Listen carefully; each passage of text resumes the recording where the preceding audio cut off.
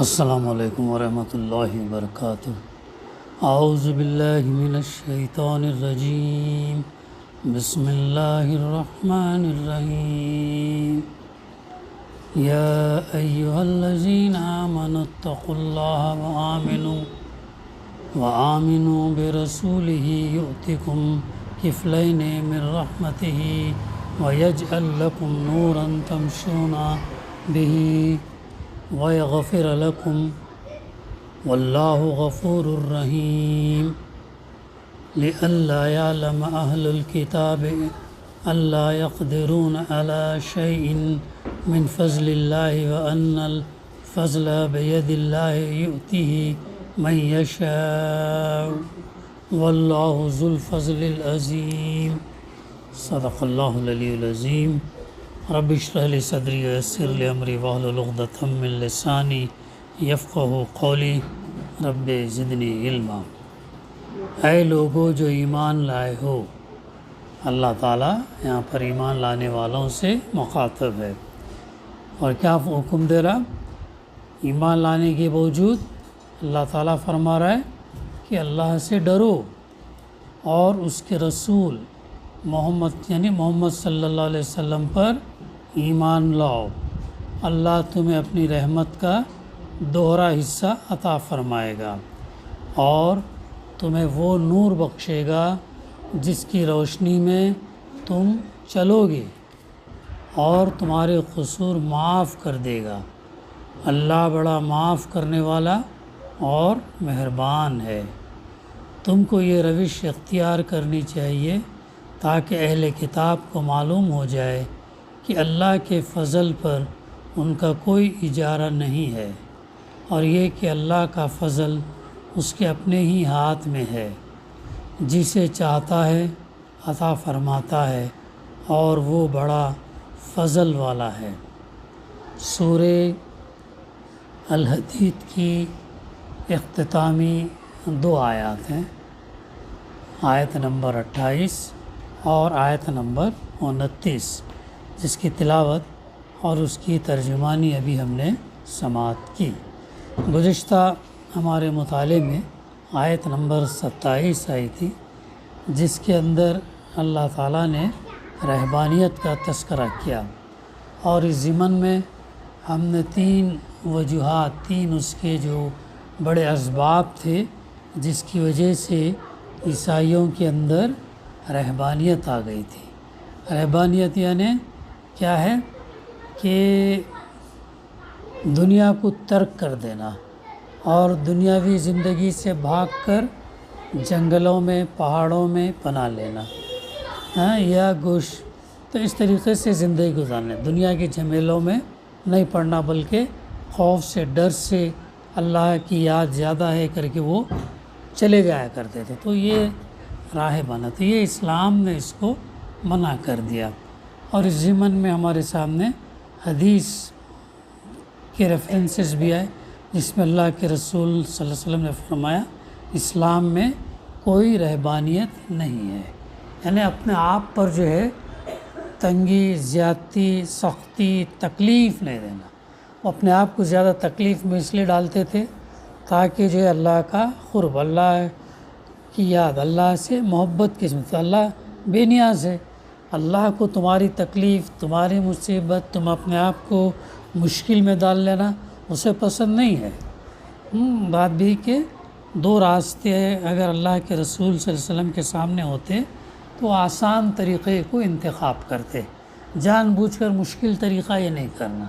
اللہ تعالیٰ نے بہترین ہمارے لیے آسان دین دیا، تو وہ رہبانیت کے شکار ہو گئے اور سخت ریاضتیں کرتے، نئے طریقوں سے اپنے جسم کو تکلیف دیتے، ایک دوسرے سے ہر راہب جو ہے سبقت آگے بڑھنے کی کوشش کرتا، وہ کچھ ایسے قسم کے وہ عمل کرتے تھے کہ ایک اسکندریہ یعنی الیگزینڈریا کا ایک راہب سینٹ مکاریوس ہر وقت اپنے جسم پر کیا کرتا تھا؟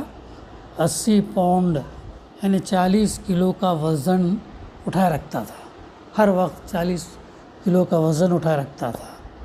6 مہینے تک وہ ایک دلدل میں سوتا رہا، اور زہریلی مکھیاں اس کے برہنہ جسم کو کاٹتی رہیں۔ اس کے مرید وہ ایک سینٹ اور ایک یونیبیوس نے، یہ اس سے پیر سے بڑھ کر بھی اس نے ریاضت کی۔ وہ اپنے جسم پر کتنا 80 نہیں بلکہ 150 پاؤنڈ کا بوجھ اٹھاتا تھا۔ 150 پاؤنڈ کتنا ہوا؟ 75 کلو ہوا تقریباً۔ یعنی یہ تکلیف اپنے آپ کو ڈال لیتے تھے۔ ہاں، پھر یہ دیکھتے ہیں کہ ایک تھا اور ان کا راہب جو 40 دن تک خاردار جھاڑیوں میں پڑا رہا اور 40 سال تک اس نے زمین کو پیٹ نہیں لگائی۔ یعنی ایسا نہیں سویا کہ مطلب پیٹ لگا کے نہیں سویا، ہو سکتا کروٹ سویا ہو، ایسا سویا ہو، لیکن پیٹ نہیں لگی۔ ایسے عمل یہ لوگ ایجاد کر کے تکلیف ڈالتے تھے، اور یہ اس کا چلن اس وقت جو ہے زیادہ تھا۔ تو ایک اور سینٹ پاخومیوس 15 سال اور ایک روایت کے مطابق 50 سال زمین کو پیٹ لگائے بغیر گزار دیے ایسے۔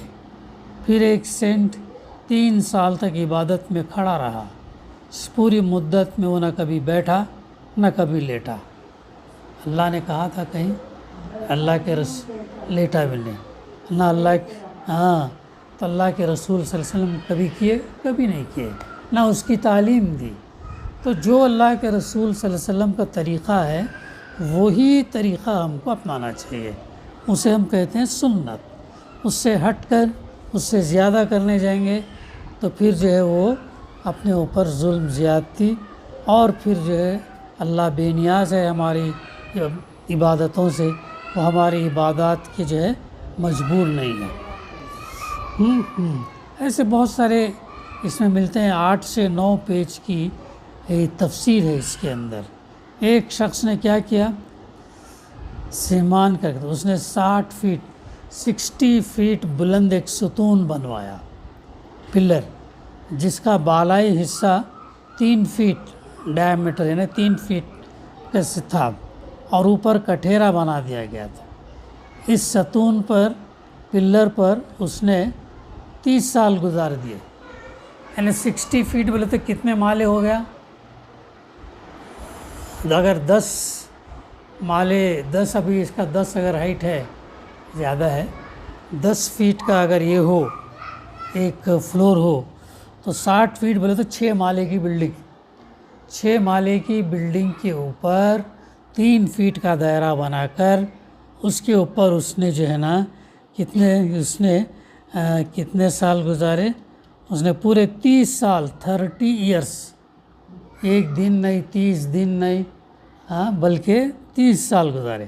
دھوپ، بارش، سردی، گرمی سب اس پر گزرتی رہتی تھی، اور وہ کبھی ستون سے نہ اترتا تھا، کبھی اس سے نیچے نہیں اترتا تھا۔ اب اس کے مرید کیا کرتے تھے؟ سیڑھی لگا کر اس کو کھانا پہنچاتے اور اس کی گندگی صاف کرتے تھے۔ کیا ضرورت تھی؟ قل هو اللہ اللہ الصمد، اللہ بے نیاز ہے، تم یہ کرنے سے کیا اللہ کے قریب ہوں گے، اللہ کو قرب حاصل ہوں گا؟ ایسی ریاضت کرنے سے کیا نیکیاں ملیں گے؟ نہیں۔ جو طریقہ اللہ اور اس کے پیغمبروں نے بتایا ان طریقوں پر چلنا ہے ہمیں، اس سے ہٹ کر نہیں۔ اس سے ہٹ کر کریں گے تو نئی چیز ہوگی، بدعت ہوگی، پھر وہ جو ہے اس کی سزا ہوگی۔ تو بہت ساری مثالیں ہیں اس میں، انفرادی طور پر جو ہے دیکھ کر جو ہے مطالعہ کر سکتے ہیں۔ ایک اور راہب کے بارے میں آتا ہے کہ 30 سال تک وہ بالکل خاموش رہا اور کبھی اسے بولتے نہ دیکھا گیا، کبھی اسے بولنا نہیں آیا۔ کسی نے اپنے آپ کو ایک چٹان سے باندھ رکھا تھا، کوئی جنگلوں میں مارا پھرتا، گھاس پھوس کھا کر گزارا کرتا، کوئی بھاری بوجھ ہر وقت اٹھایا پھرتا۔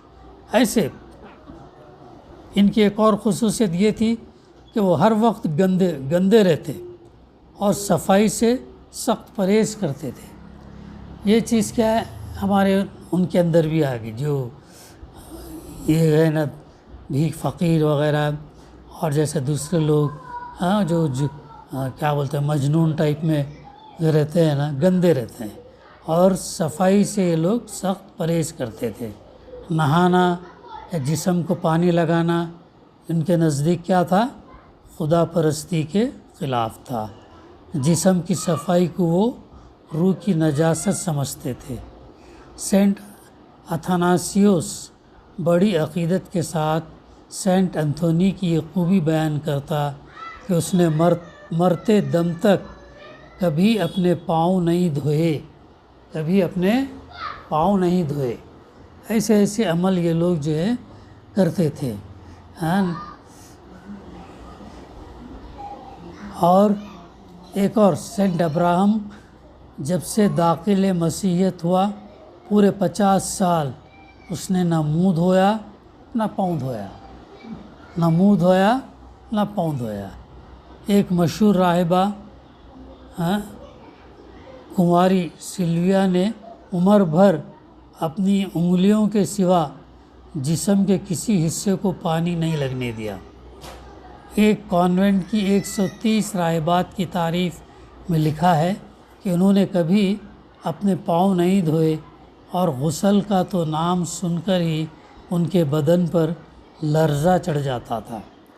ایسے ایسے عمل یہ لوگ کرتے تھے۔ غسل کا تصور اسلام نے دیا، اسلام نے بتایا ان کو غسل کیسے کرنا، پاک صاف کیسے رہنا، طہارت کرنا، یہ تمام چیزیں اسلام، اور مختلف ان کے یہ رہے ہیں۔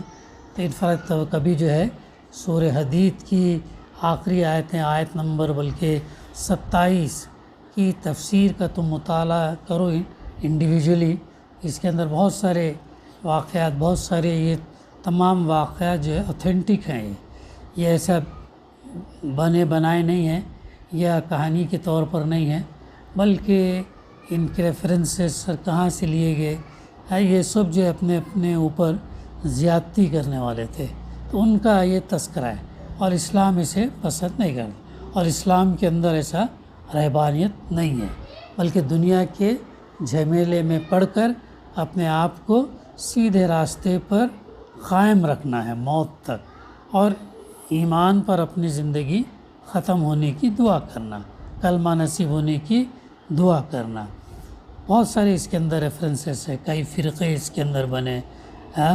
ان کے اندر کیا تھا؟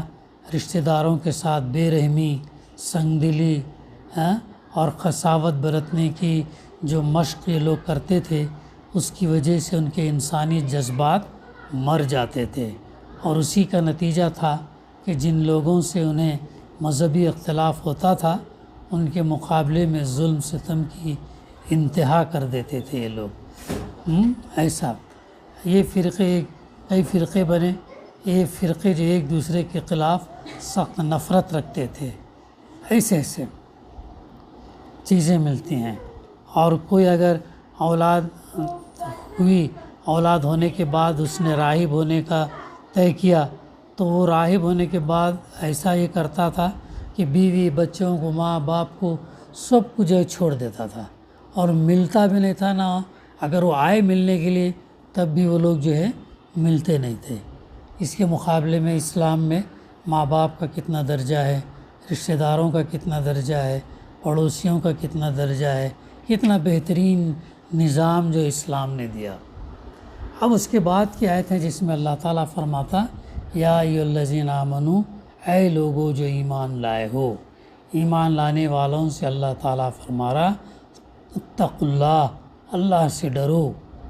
یہ بار بار جو ہے بات ڈرنے کی آتے رہتی ہے۔ نکاح کے خطبے کے اندر بھی 3 آیتیں جو ہیں اس کے اندر بھی اللہ سے ڈرنے کی تاکید ہے۔ ہم کو یہ دیکھنا چاہیے اپنی زندگی کے اندر جو بھی ہم کرتے ہیں اللہ سے ڈر کر ہم کو عمل کرنا چاہیے، یہ سوچ کر کرنا چاہیے کہ مجھے اس کا جواب دینا ہے، موت بعد جب ہم اٹھائے جائیں گے دینا ہے۔ تو جو اللہ سے ڈرتے ہوئے جو زندگی گزارتے ہیں، اور اللہ جب ان کا اجر دے گا تو وہ کامیاب ہوں گے۔ تو اللہ سے ڈرتے ہوئے زندگی گزارنے کی بڑی تاکید کی گئی۔ ایمان لانے والوں سے بھی کہا گیا کہ جو ہے تم اللہ سے ڈرو اور اس کے رسول یعنی محمد صلی اللہ علیہ وسلم پر ایمان لاؤ۔ اس آیت کے ضمن میں مفسرین کے درمیان تھوڑا اختلاف ہے۔ ایک گروہ کہتا ہے کہ یہاں یا ایھا الذین آمنوا کا مطلب کا خطاب جو ہے دراصل ان لوگوں سے ہے جو حضرت عیسیٰ علیہ السلام پر ایمان لائے ہوئے تھے۔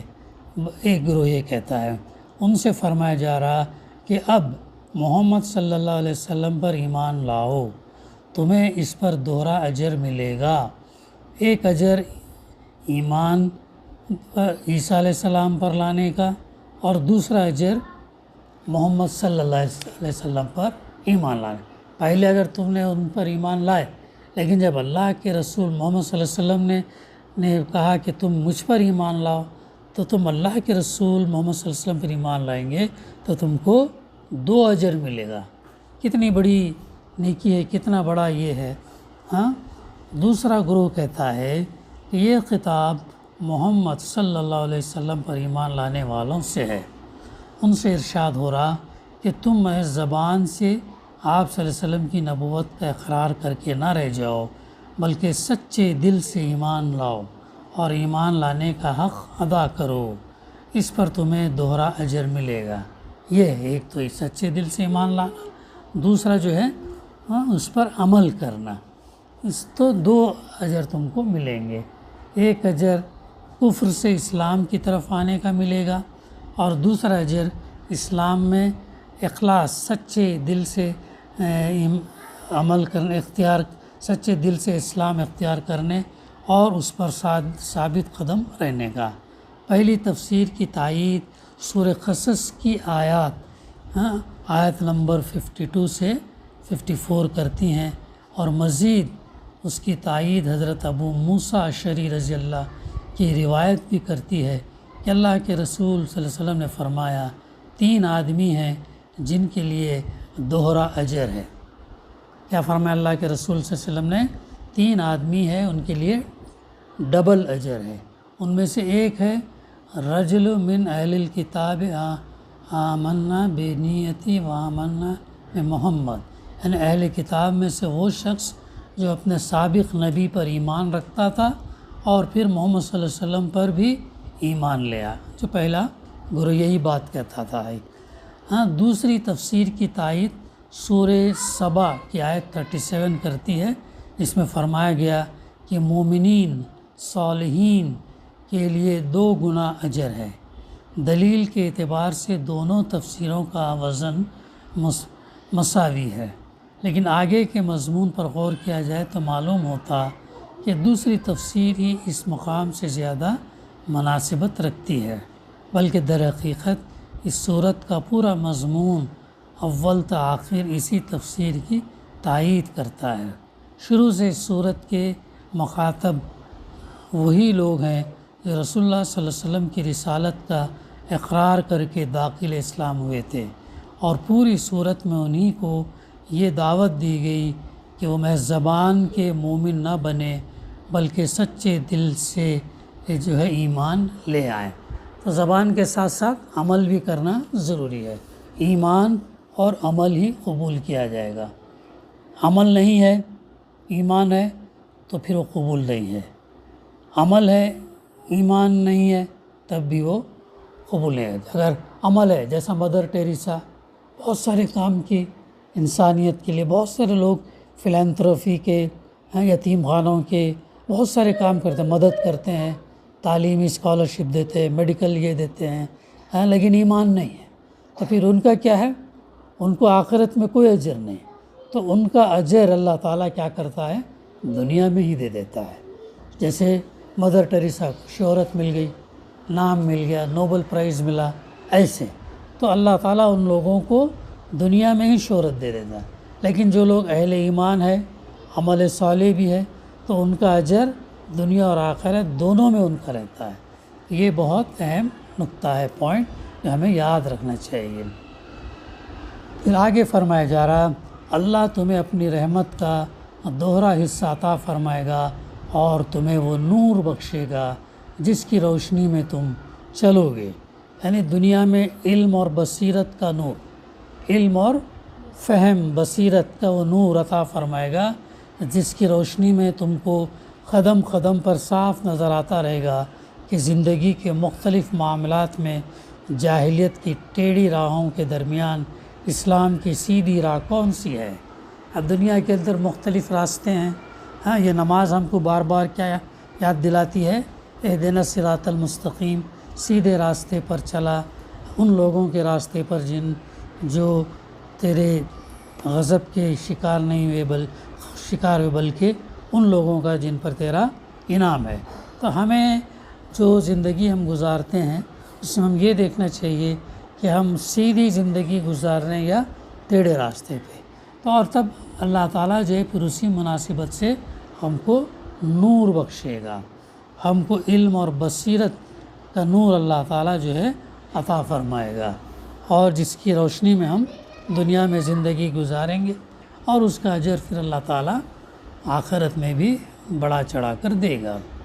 پھر وَيَغْفِرْ لَكُمْ، اور تمہارے قصور معاف کر دے گا، یعنی ایمان کے تقاضے پورے کرنے کی مخلصانہ کوشش کے باوجود بشری کمزوریوں کی بنا پر جو قصور بھی تم سے سرزد ہو جائے ان سے درگزر فرمائے گا۔